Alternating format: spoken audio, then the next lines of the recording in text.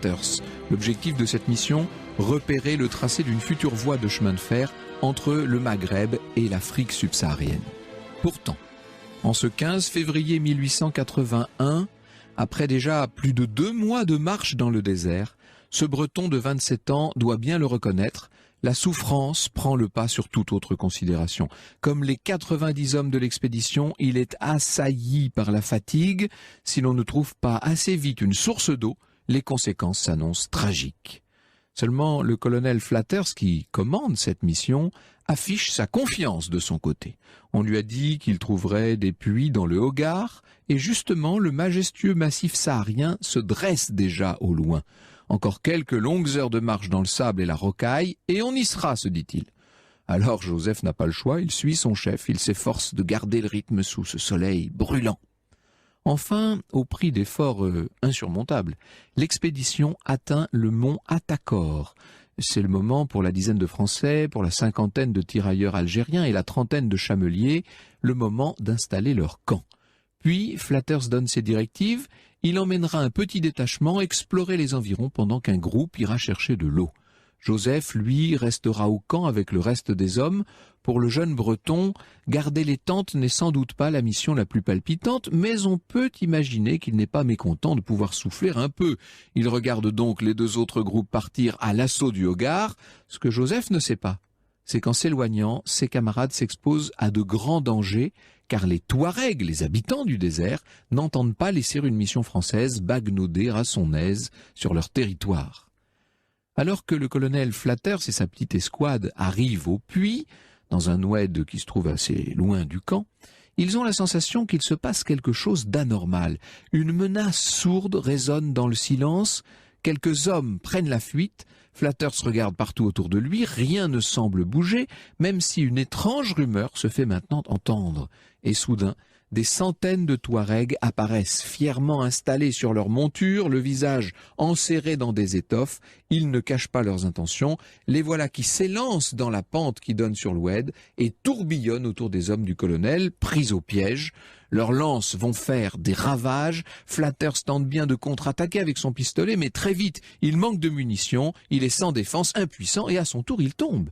Des membres du groupe chargé de la corvée d'eau, qui assistent à la scène de loin, même de très loin, tentent d'intervenir, mais eux aussi sont subjugués par la vitesse, par le nombre des adversaires, et finalement, les hommes restés en retrait comprennent qu'il n'y a pas d'alternative. Un tirailleur particulièrement réactif prend les choses en main et il va conduire une partie de la troupe au camp, et ce malgré le harcèlement des Touaregs sur une partie du chemin. Ainsi, Joseph voit revenir des hommes effrayés, accablés, en état de choc. Il est abasourdi. Flatters et l'un des principaux lieutenants sont donc morts. Le jeune Breton peine à accuser le coup. Le colonel était encore là, il y a quelques heures seulement, à donner des ordres, à discuter avec les tirailleurs. Alors il faut s'organiser sans lui, il faut se préparer contre une attaque probable, car il paraît à peu près certain que les Touaregs ne vont pas en rester là. Alors que le soleil se couche, les survivants de l'expédition, leurs armes bien en main, sont sur le qui-vive. Enfin, celui qui devient de fait le nouveau chef de la mission Flatters, il s'appelle le lieutenant de Dianou, réunit un conseil auquel Joseph va participer. Bien évidemment, on ne peut pas poursuivre la mission comme si de rien n'était. Une décision s'impose. Il y a 56 survivants. Eh bien, ils doivent rallier au plus vite une base amie, ce qui signifie rebrousser chemin, rentrer à Ouargla. On est donc à 75 jours de marche. Rien qu'à l'idée d'affronter le désert dans l'autre sens avec des réserves qui sont insuffisantes, Joseph a de quoi être effrayé, car il le sait bien, il est impossible, notamment à cause de la perte de nombreux chameaux, impossible de transporter tous les vivres qu'on a conservés dans le camp. Alors, comme ses camarades, Joseph prend ce qu'il peut et il se focalise sur la denrée la plus précieuse dans ces régions désertiques et tellement chaudes. Il se concentre sur l'eau. Et voilà la colonne qui se reforme, qui quitte le Hogar en pleine nuit. Il faut profiter de la fraîcheur pour avancer, car dès que le soleil apparaît, la chaleur devient insupportable. La mort rôde autour de l'expédition, et pour ceux qui en doutaient encore, elle n'a pas fini de frapper. Ainsi, 3 tirailleurs perdus, dont on n'avait pas de nouvelles, ne retrouvent leurs camarades que pour mourir à leurs pieds. Ils sont littéralement terrassés d'épuisement. Dès lors, les hommes se lancent des regards apitoyés qui semblent vouloir dire « Alors, maintenant, à qui le tour ?» La question est d'autant plus légitime que la situation ne va pas en s'arrangeant. Le 20 février, aux premières lueurs du jour, voilà qu'un éclaireur de l'expédition arrive à toute vitesse sur sa monture. Il a l'air inquiet, il s'approche du lieutenant de Dianou. Joseph, hissé sur un chameau tout près d'eux, tend l'oreille, mais il n'a pas trop de mal à entendre. Voilà ce que dit l'éclaireur. Des traces, j'en suis sûr, ce sont eux. Les Touaregs, ils nous suivent à distance. Ils attendent qu'on n'ait plus la force de lutter pour se jeter sur nous. Là, il y a de quoi frémir. Joseph doit bien se rendre à l'évidence. Pour lui et pour ses camarades, le cauchemar ne fait que commencer. Bref, notre sergent breton a beau essayer de ne pas trop y penser, les mêmes obsessions reviennent à son esprit, le manque de vivres, les gourdes qui se vident, et puis les Touaregs, cette menace invisible, mais qu'on devine là toute proche. Et puis il y a l'immense plaine désertique d'Amagkor, dans laquelle on pénètre le 23 février. Ça, c'est l'enfer aride, vous savez, avec ces sables qui brûlent la plante des pieds, où le soleil ardent peut faire perdre la raison. Le lieutenant de Dianou a beau encadrer sa troupe avec une belle fermeté, il peine à maintenir la cohésion. Des hommes épuisés traînent en arrière, quand d'autres, pressés de sortir de la fournaise, auraient plutôt tendance à accélérer le rythme. La faim agite les esprits, des disputes éclatent, des chameliers refusent obstinément qu'on tue leurs chiens et ils hurlent « On a besoin d'eux pour se défendre, ce serait une folie de continuer sans eux ». Au bout de 2 jours de cet enfer, alors que les estomacs sont vraiment cri-famine, il faut s'y résoudre, les chiens sont quand même égorgés et quelques jours plus tard, c'est même un chameau qu'on abat. Les hommes se jettent littéralement sur cette nourriture riche jusqu'à s'en rendre malades.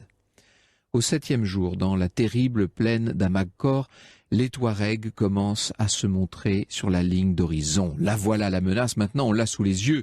Et Joseph s'interroge, est-ce le signe qu'ils vont attaquer? Quelques-uns finissent par approcher. Joseph saisit son fusil, il est prêt à dégainer.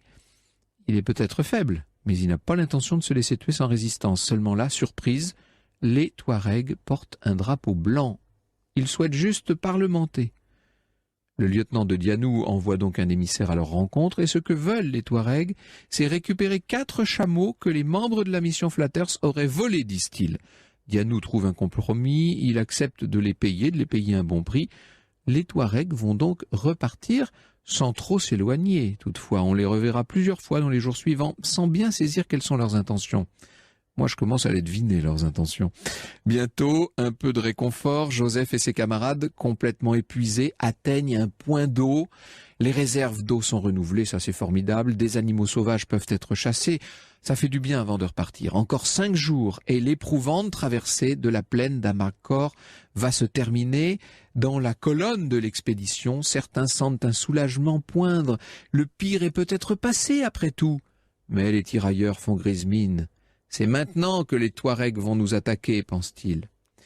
Alors, quand on voit à nouveau un groupe agiter un drapeau blanc, certains se méfient. Les Touaregs se montrent pourtant conciliants. Ils expliquent qu'ils possèdent des dattes en quantité qui sont prêts à en fournir. Le soir même, chacun se jette avec avidité sur cette manne du désert. Les dattes ne sont pas très bonnes, elles sont pleines de sable, peu importe à vrai dire, ça fait un bien fou de se mettre quelque chose sous la dent. Seulement ce repas inespéré est suivi d'une catastrophe. Un vent de folie se met à souffler sur le camp. Alain Reynac raconte, les hommes se mirent à courir en tous sens, les uns s'enfuirent avec des gestes de dément, les autres tombèrent à terre en proie à d'étranges convulsions. Le camp entier retentissait de hurlements, des tirailleurs se jetaient sur les sentinelles ou se tordaient sur le sable. Les rares hommes qui conservent à peu près la raison se rendent à l'évidence, les dattes évidemment étaient empoisonnées. Alors, ils tentent d'empêcher les plus déments de se perdre dans le désert, ils les font vomir. Joseph fait partie des victimes du poison. Pendant sa crise de folie, il se coupe violemment le pied, une très vilaine blessure, de quoi sérieusement le gêner pour la suite de la marche. Quelques heures plus tard, Alors que le calme est quand même revenu, le constat est terrible. 5 hommes ont disparu. Tant pis, le danger est trop grand. Il faut repartir au plus vite en abandonnant ces 5 compagnons à leur sort. Et à nouveau, en chemin, on s'inquiète. Joseph a mal. Autour de lui, plusieurs hommes ne sont pas bien remis du désastre de la veille. Leur esprit est embrouillé, leurs gestes sont maladroits. Si les Touaregs attaquaient maintenant, ce serait terrible. Or, justement, alors qu'on approche d'une source, on s'aperçoit qu'ils en bloquent l'accès. Là maintenant, ça va être le combat. Cette fois, il va vraiment falloir se battre. Les hommes les plus en forme, dont Joseph, se mettent en avant, à couvert, mais leurs armes prêtes, bien entendu. Les tirs partent. Plusieurs Touaregs s'effondrent sur le sable. Leurs chefs comprennent qu'il vaut mieux ne pas s'engluer dans ce combat en face à des hommes qui sont encore bien armés. Les hommes du désert prennent la fuite. Ils se dissimulent à bonne distance. Ce n'est que pour changer de stratégie, évidemment. Les 5 hommes qui ont disparu, en fait, sont des otages que les Touaregs vont menacer d'exécuter. Ça choque, bien entendu, tout le monde. Et ils les exécutent sous les yeux impuissants des survivants de la mission Flatters, dont le lieutenant de Dianou, d'ailleurs, qui, sous le choc, se lève brusquement. Ça, c'est une erreur, car ils se mettent à découvert. Il ne faut que quelques secondes pour que plusieurs balles le touchent mortellement. Et c'est un combat qui s'ensuit, intense, meurtrier. Finalement, les Touaregs vont se retirer, on souffle un peu, les hommes épuisés se regardent les uns les autres. Qui est mort, qui est vivant, vous savez, la mission Flatters est réduite à 34 hommes maintenant, dont un seul Français. C'est Joseph, c'est donc lui désormais du haut de ses 27 ans qui va mener le reste de l'expédition pendant le millier, je dis bien le millier de kilomètres qui restent à parcourir. L'urgence, c'est d'avancer, la troupe s'enfonce dans le désert, très vite la faim, la soif vont de nouveau se faire sentir. Et puis n'oubliez pas que notre Joseph, il a une terrible blessure au pied, ouais. On va faire des sacrifices, on est obligé de tuer des chameaux, et puis bientôt il ne reste plus qu'un chameau. Et évidemment, il va falloir trouver d'autres sources de nourriture. On a raconté ici un certain nombre de fois des missions de survie terribles. Et vous savez jusqu'où on peut aller dans ce genre de circonstances. Il reste quelques jours de marche seulement avant de trouver du secours. Joseph a plus mal que jamais, mais il se bat avec courage. Il continue de mener ses hommes, malgré des tensions qui maintenant sont devenues presque insurmontables. La nuit, il sent la douleur le lancer, sa tête brûle, sa raison s'embrume, et pourtant il faut repartir, il faut marcher encore vers ce but aux allures de mirage. Joseph fait peine à voir, il est victime d'hallucinations. Sa faiblesse laisse peu de doute sur ses chances de survie.